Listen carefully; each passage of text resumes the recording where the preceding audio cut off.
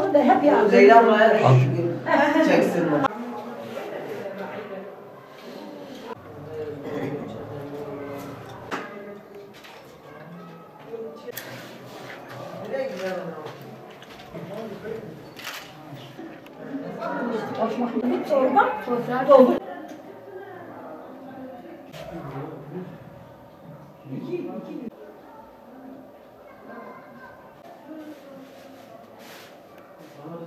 Büyük torba var doldurdu hatı. Böyle? Sen çık ortada çık.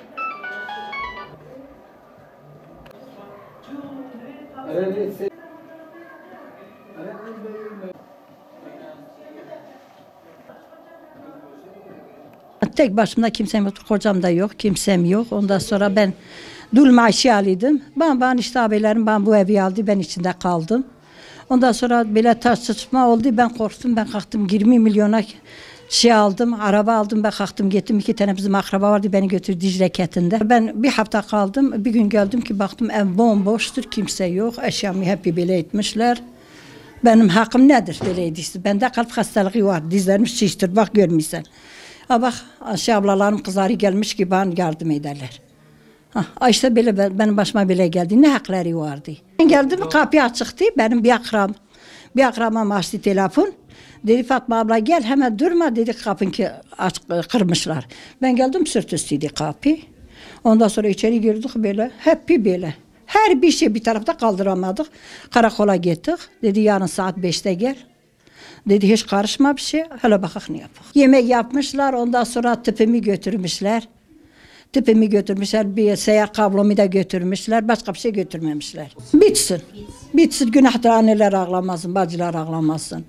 Hepimiz birik.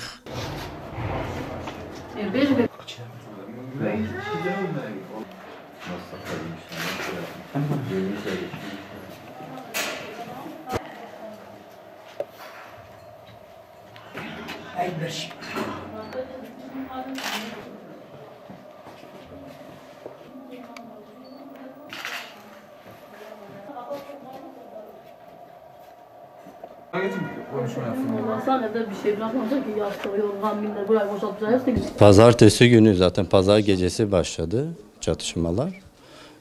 Gece boyunca devam etti. Pazartesi sabah da olaylar şiddetlenince herkes evini terk etmek zorunda kaldı. Biz de mecburen köye gittik. Şu an evin hali ortada.